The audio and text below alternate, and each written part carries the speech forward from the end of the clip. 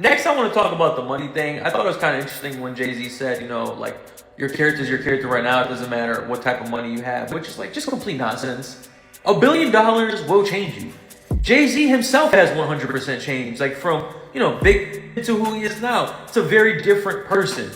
And you just don't get to $1 billion by being the best person on earth. Like you gotta screw some people over. It's just part of the process. Like there's plenty of articles that kind of allude to him doing some shifty shit. Especially with the Barclay, or trying to bring the Barclay Center to Brooklyn, the casino he was trying to bring last year. Like I think he's a capitalist, and when you're a capitalist, like screwing over people is just part of the process. Actually, the part that really kind of irked me when was the interviewer used the word allowed, and Jay-Z's like, no, don't use that word. Get it out your vocab. No one has that much power over you. And it's like,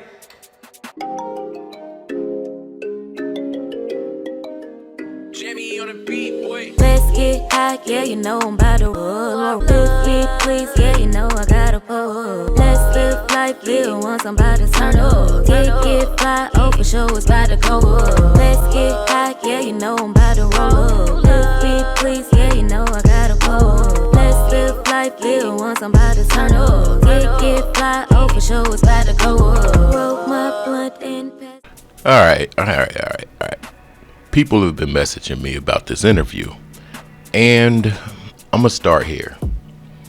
The part where he told the dude, don't say it loud, nobody has that much power. But here he is telling somebody what words to use or not use.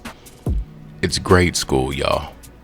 But I feel like it's coming at a time that's way too late. Even though we see a lot of people from years ago on tour now doing shows, it's a bit late for Jay-Z. The interviews, the situation control, I call it, the PR stunts. Come on, man, you can't curve the thoughts at this point. It's way too late. Don't be manipulated, y'all. Let's get to the content. So let me start off by saying this. I do not have beef with this man or his wife. They have always treated me with respect and hospitality. He even supported me when no other brands at the time of my professional career would touch me. I have no regrets with my involvement with Rockaware, Team Rock, and the relationships I've formed. But those things had to die off because I choose a different path. He chose the darkness and Satan. I chose light in Yahuwah. So let's get into this interview, which I thought was hilarious. All right, for those of you that don't know, this is a guy named Larry Johnson, if I am mistaken. He was a professional football player, and there's a lot of other athletes. The Rock, they latched on to him, from LeBron to a few others. But this dude was in some rooms with J and B, and he came out with some very, very, very heavy allegations that went unaddressed, but he came out with these heavy allegations. So what he's doing now is breaking down this highly manipulated, in my opinion, highly manipulated interview. Why, out of all the people, would Jay do an interview with a person with almost no wisdom? The dude was so young, so gullible, so shy, so scared, so timid, so all of that. Why wouldn't they put him up there with somebody that can match his wisdom? Keep that in mind. Right off the bat, they told you exactly who he is. People are trying to break down why he had this Congolese mask and how it meant for the struggle or how it meant for the culture. They don't care about who they are as far as their identity. They're never going to tell you who they truly are or who we truly are. But they know, and they chose a side to be subjugated. He got his hands in the pyramid here, he got his hands in the pyramid here for the photo shoot, his thumbs in the pyramid here for the photo shoot, and of course you see the Eye of Horus or the Eye of Ra, which is the one-eyed symbolism that is all connected to Freemasonry or Prince Hall Freemasonry. As you can see here, it's all esoteric knowledge. They go from black and then they go from white in one 35-minute video. The interviews wearing a black hat with a white background, then he wears a white hat and a black background, just like the floor in York Rite, Scottish Rite, and Prince Hall Freemason lodges is the checkerboard flag. So the very first part of the interview, he wanted to jump in and what happened to him as being accused of a young woman. He didn't really go into it because the interviewer was selected for a particular reason and he wasn't going to give him any hard questions where he couldn't handle it. I'm going to be real. It's giving me Diddy vibes. These people wait to the very last minute before their departure to want to get in tune and in touch with the people. This situation here, it screamed desperation, and that's just my opinion. It screamed desperation. We know who you're aligned with. We know your true allegiance, bro. We know who you're down with. You didn't have to get on there and change the backgrounds from black to white, change your garb from black to white. You didn't have to go up there and catch arthritis in your fingers and thumbs trying to allegedly throw up triangles. How much more obvious could you be, y'all? For what? We know, Mr. Do It Thou Wilt. We know, Mr. Eye of Horus. We know. Period. What was the point, y'all? That wasn't for us. Period. But the people he's aligned with, they know also. I think this dude is really trying to show his allegiance because he feels that the curtains are closing. It's that simple to me. This is where it gets a little iffy. And this is why I don't think there are true Prince Hall billionaires.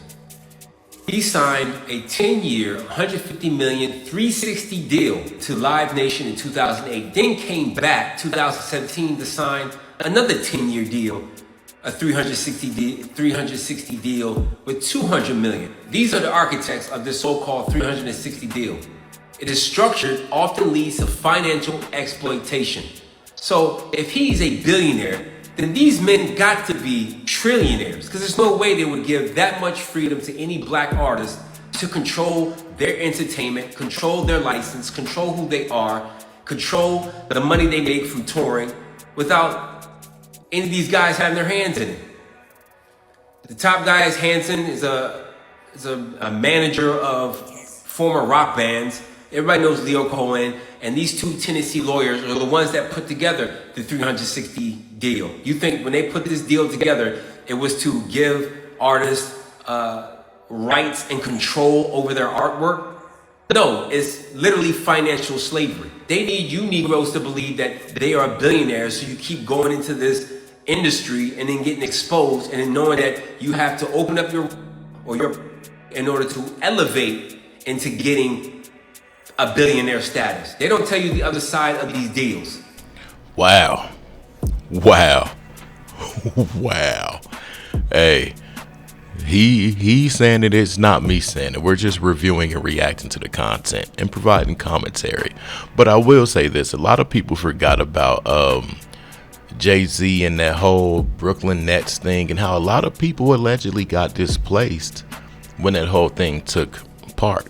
But they used Jay-Z as the face. Now, let's get to the part where everybody thought that this man owned the Brooklyn Nets. Come to find out, he had like a 1% thing in it. I'm not saying that that's not good, but it's far from ownership. But perception is everything. If they put it out here like, oh, he owns this, he owns that. Oh, I want to be a rapper too, because one day I'm going to own me a team. I'm going to own this. I'm going to own that. Come on, man. It's time to really look deeper into a lot of these situations placed in front of us. So the reason why they pick is because if you can sell poison to your own people and destroy them, it ain't nothing for you to do it and say it over a beat. So basically, he used him. He was literally the least percentage of owning the Brooklyn Nets. But the reason why they put him up here with the owner, because they needed him to be an image to get people out of their housing. So you glossed over the fact that, oh, this is a black man in the corporate white world, really being an image and a representation of us, that you can make it out of the hood and you can clean up your past and you can be right up there with the big dogs. No, they were kicking people out of their homes in Brooklyn. Anybody who's attached to Masonry, it's the cult of Baal. They believe in worship and human sacrificing. So he quit rap or retired from rap a little short under 2005. His nephew, which he was close with, he was the one that was sacrificed. Then he came out of retirement, October 27th.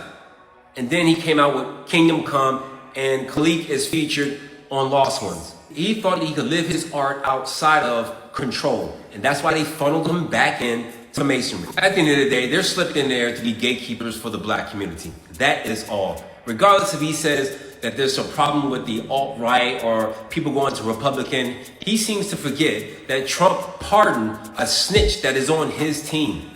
So they flip-flop back and forth, and they don't think you guys can readily identify when they're lying or not, because y'all so mesmerized by the artwork, which is why they put everything as visuals and music in front of you Negroes' faces, because you can't readily discern if it's Masonry, Luciferianism, Satanism, or if it's righteous. And because you had never seen any image of righteousness on the television, you are fooled by whatever image they give you. Crazy work. Crazy work. Shout out to bro. He's really brave for speaking out and then going to the lengths that he does. Pause. Now, I want to say this. I always talk about influence and perception. Perception is everything. And they know that the average person is not going to do a deep dive into seeing what the real is. Now, Jay-Z bought the Nets, a 1% stake. And like he said, Jay had the lowest percentage. Now, it reminds me of a song that this man made. And I really kind of feel like he made that song for himself first, more so than anybody. And it was still a blank. No matter whatever, you still a blank. Yeah, I just think he's the king pawn. I really do. But who gave this dude this much power? Who? And this is the same dude that says no one man should have all that power. But this is the same man that has allegedly stopped certain things from happening for certain people when they didn't align with his structure or whatever plan, or y'all get where I'm going with it. Let me know your thoughts. Hit that comment section. I'll meet you there. I'm out. Peace.